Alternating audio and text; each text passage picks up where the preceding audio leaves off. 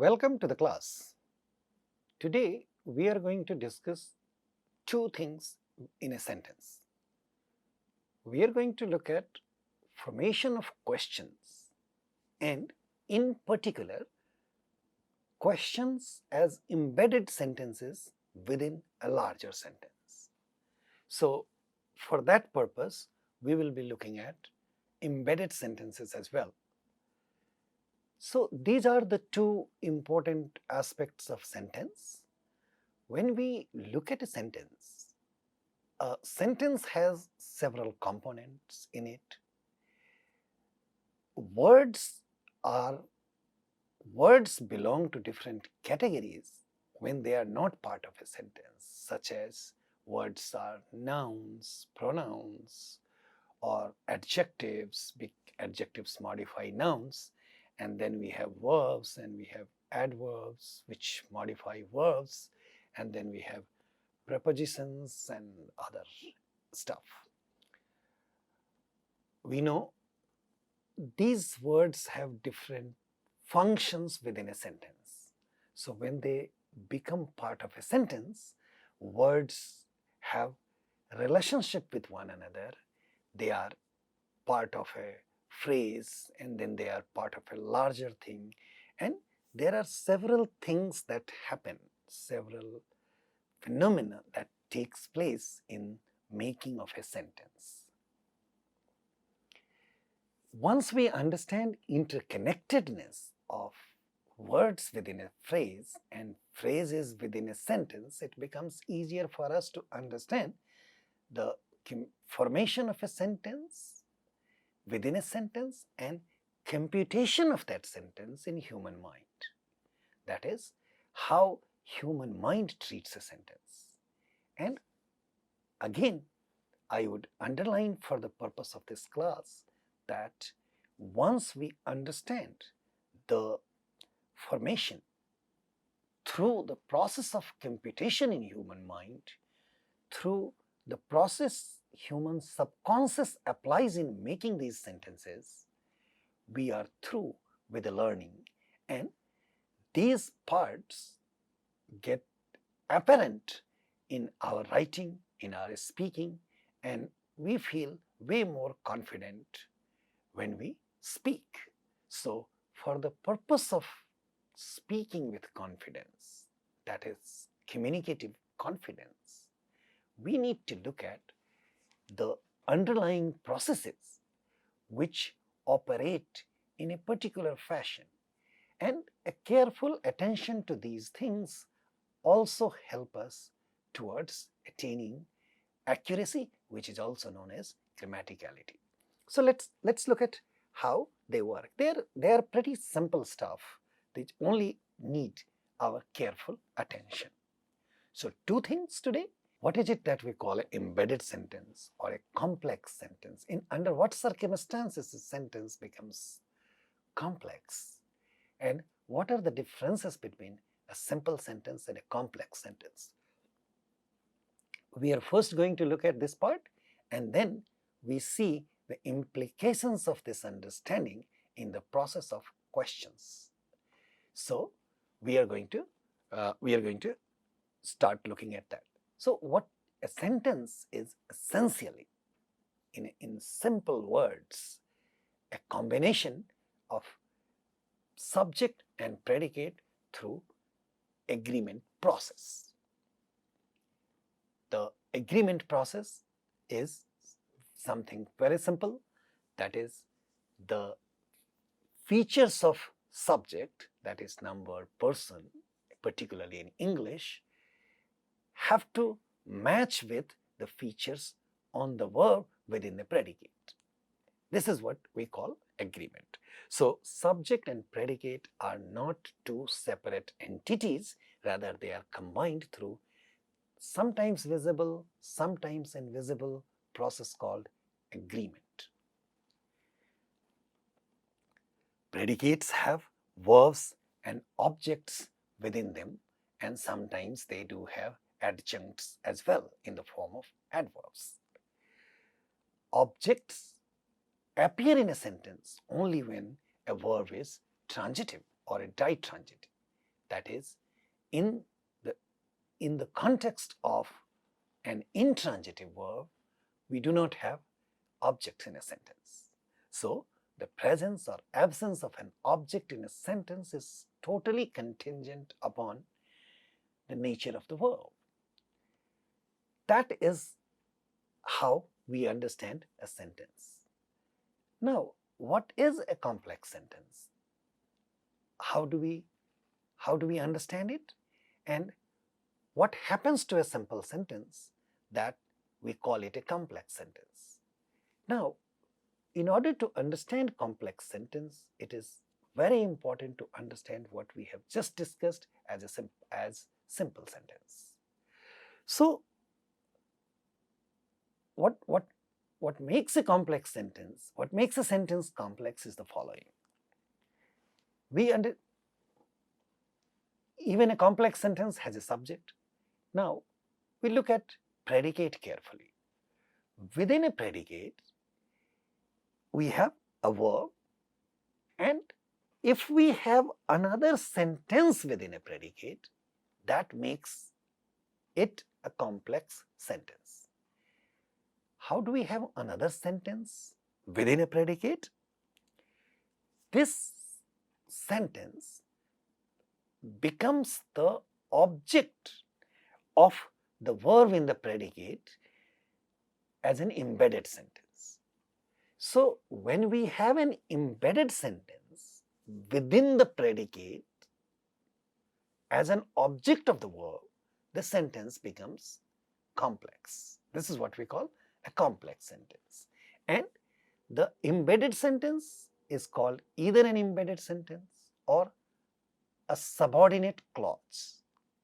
You will hear these two terms repeatedly from us and also in different grammars, and they sound like we need to look at it something very carefully and separately. True, we need to look at it carefully, that is true, but it's very simple to understand. A subordinate clause is a sentence. An embedded clause is a sentence. Therefore, we can call them as embedded sentences as well. But they have to be embedded in a particular way. And this embedding happens as the object of the verb.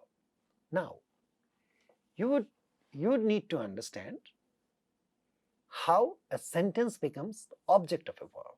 This is all that we need to know about a complex sentence. So far you have seen that a verb has either no objects when they are intransitives. Sometimes verbs have one object when they are transitive. There is yet another type of transitive verb which is known as ditransitive when there are two objects. So, I sleep early is an example of an intransitive sentence because sleep is an intransitive verb and there is no object of sleep in this sentence. I like pizza. Like is a transitive verb because a noun phrase pizza is the object or complement of the verb like. I teach English to the students at IIT Madras. I teach English to the students at IIT Madras. So, teach is a ditransitive verb where English is the direct object and to the students is an indirect object. At IIT Madras is adverb is an adjunct. There are some verbs in some cases which need a sentence as an object. Yes, you have heard it right. There are some verbs which need a sentence as its object. And under such circumstances, when we embed a full sentence as an object of that verb, this sentence is called a complex sentence. So, we are going to look at some examples of complex sentences, but before that, I want to draw your attention to another sentence. Hear me out carefully.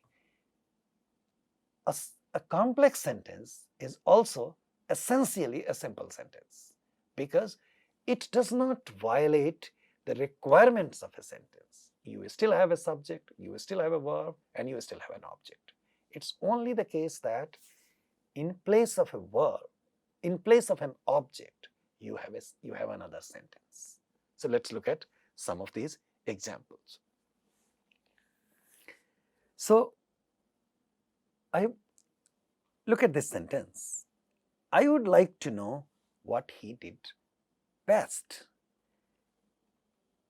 I would like to know what he did best. In this is an example of a complex sentence. I wonder what her name is. So look at this. This verb wonder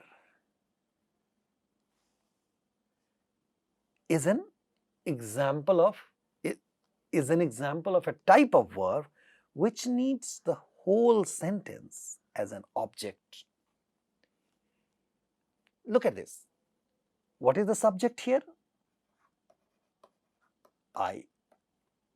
What is the verb? Wonder. And what is the object of the verb? This whole sentence, which is what her name is. So,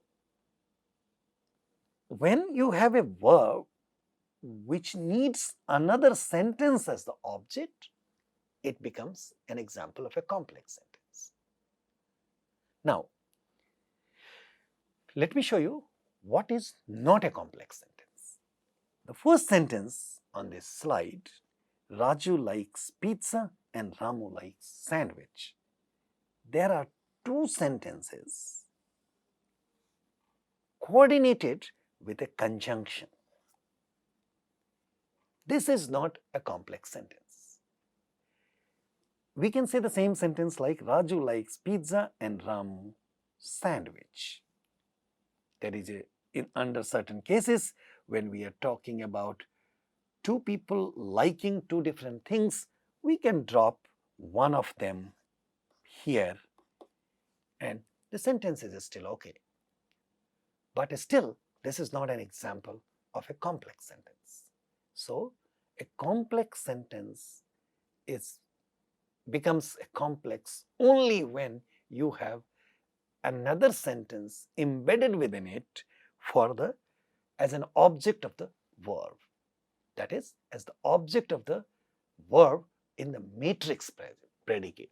So, here is another term. When we say embedded sentence, an embedded sentence can only be embedded in a matrix one. Matrix means main one. So, the terms like main clause, subordinate clause, matrix clause, embedded clause. So, the matrix is the whole thing. I wonder what her name is. This is the whole thing. Within this thing, this one is a subordinate clause which is embedded as an object of this verb, wonder. So, I'll come back to rest of the sentences in a minute. So, look at some more examples of that. I wish that I had lot of money. Here, I want to draw your attention to this being a complex sentence, that this is the subject of the sentence, I is the subject of the sentence, wish is the verb of the sentence. And this is the matrix verb, that is the main verb, and the object of this sentence is the whole sentence embedded in it. So, you can also test this whole embedded clause whether or not it is the object of the verb. You can simply ask a question, what? I wish what? I can also say I wish money. I wish happiness. But when we say I wish that I had a lot of money, that I had a lot of money is also the object of this verb, wish. So, with this kind of object, the sentence is a complex one because it has another subordinate or embedded clause in it. I wish I had a lot of money. So I also want to draw your attention to another point, that in English, this element that is called a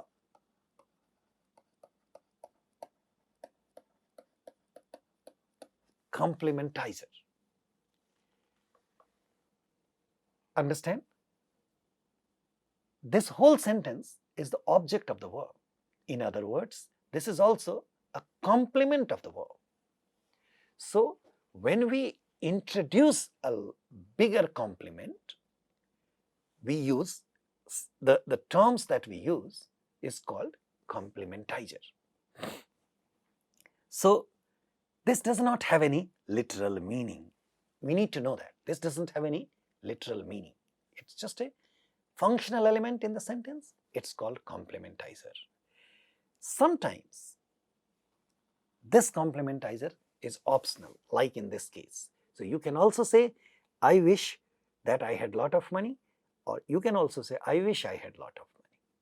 So there are situations in which we can drop the complementizers. There are straightforward rules as to when we can drop a complementizer and when we must have a complementizer obligatorily in the sentence. I leave that question aside for the time being, and we need to move to the main points of discussion for this class. That is, we need to discuss two things: a complex sentence and questions in a complex sentence. So just look at another example. John knows that Peter likes Mary. John knows Peter likes Mary. It's possible to drop this complementizer because and in such cases we call it optional. Now, if you work a little harder on this, if you look at some of the sentences at this level of learning English, under what circumstances we drop them and under what circumstances we don't, you get to know you can figure it out on your own. My apologies here. I am not giving you more details.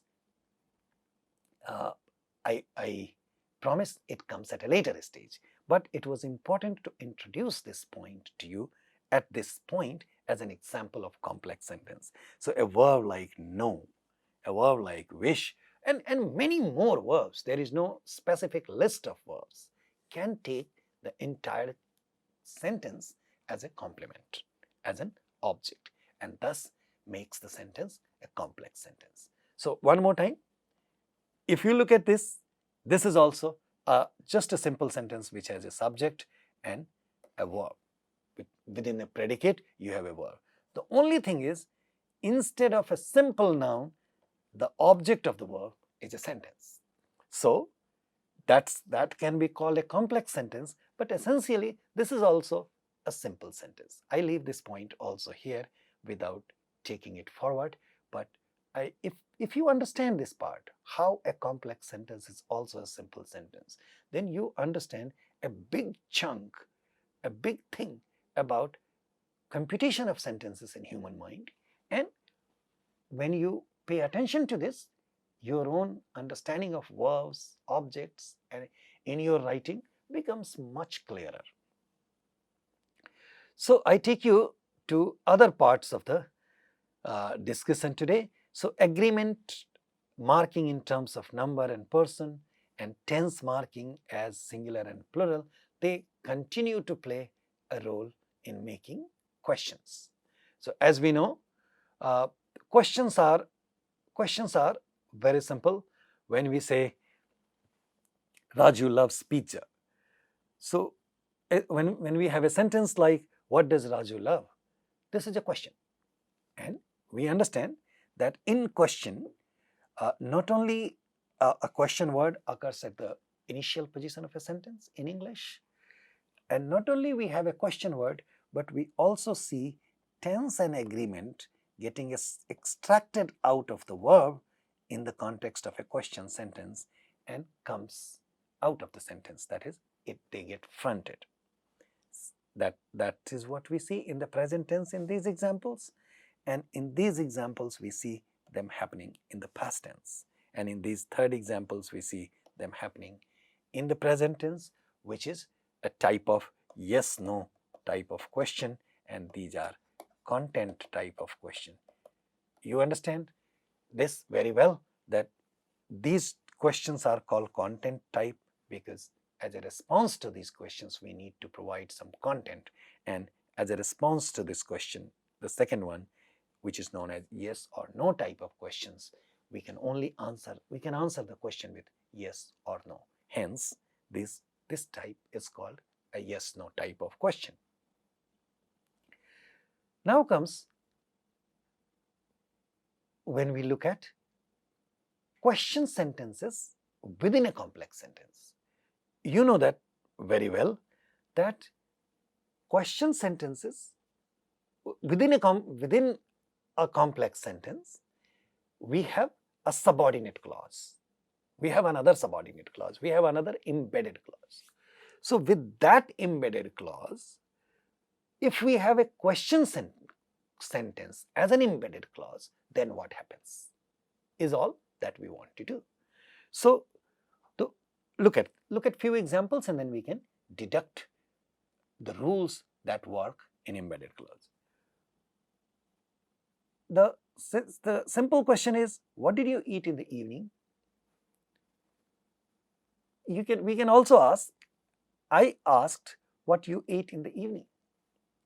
So when we have as the subordinate clause, that is as an object of the verb ask, if we have a whole clause and that clause is a question sentence, then we don't see tense getting fronted. Many times when we speak English in India, we make this mistake. And this is one such big thing that we need to fix to make our English more impressive and effective.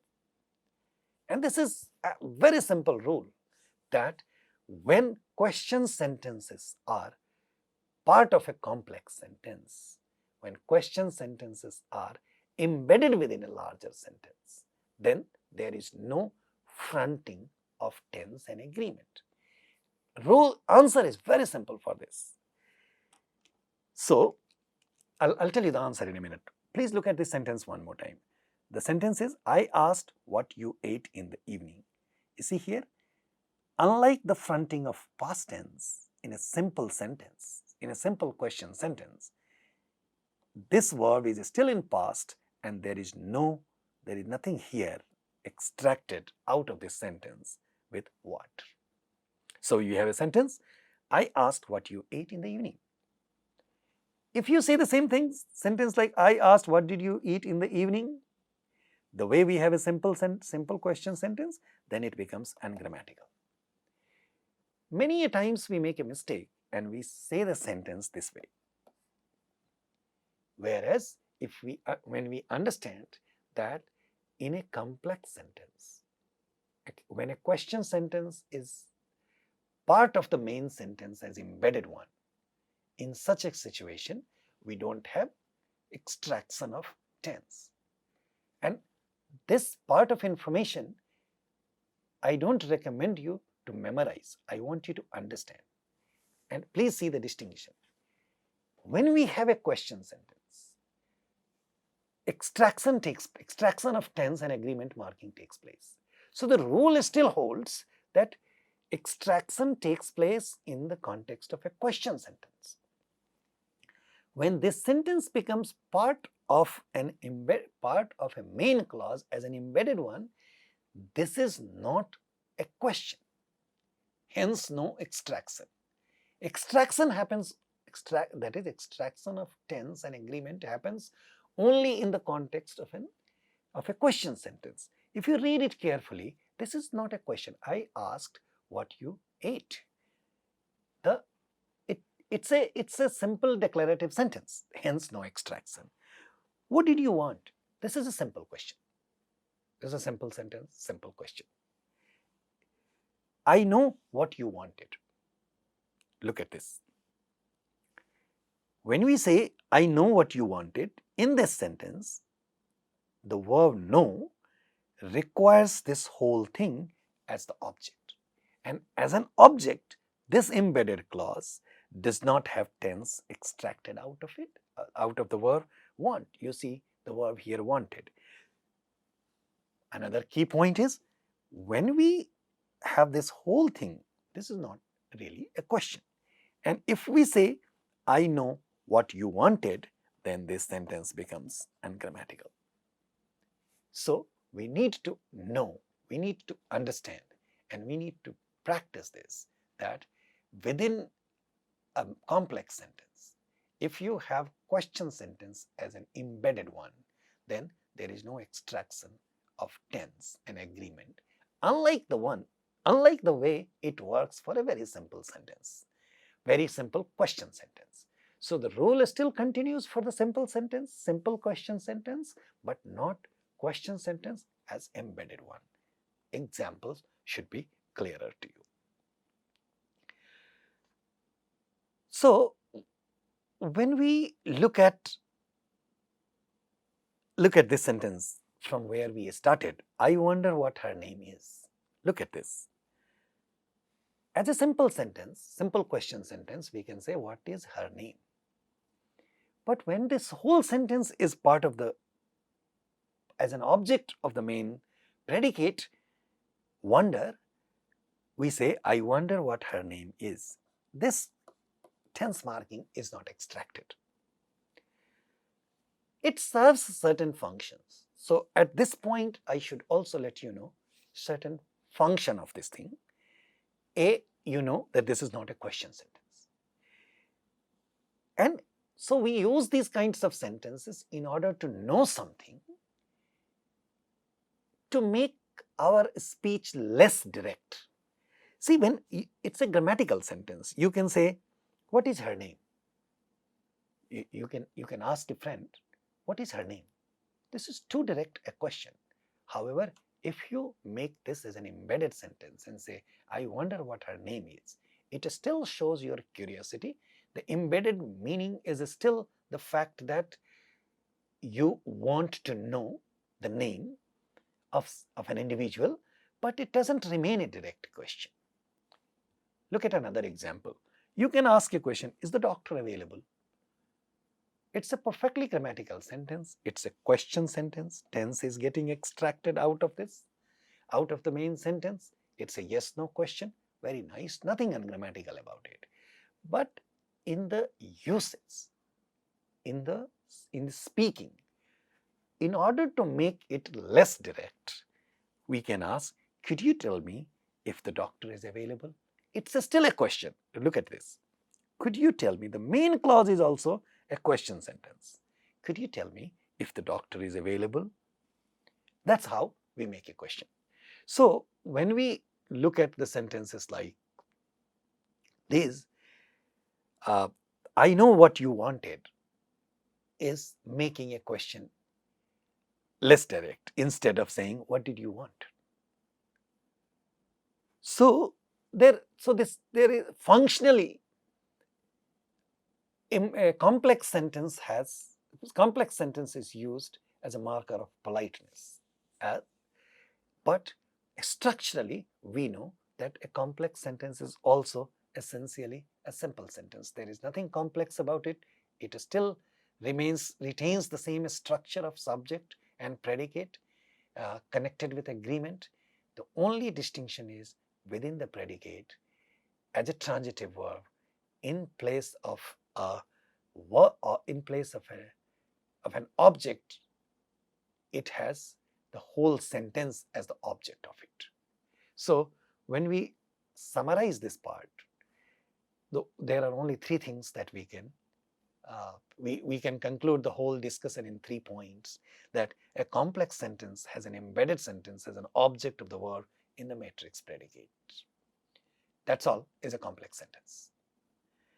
You please go through this thing, check it, do some practices, look at your own sentences, look at the content that you are reading, and check these discussions in that, and I am positive it will have helpful impact on your learning exercises.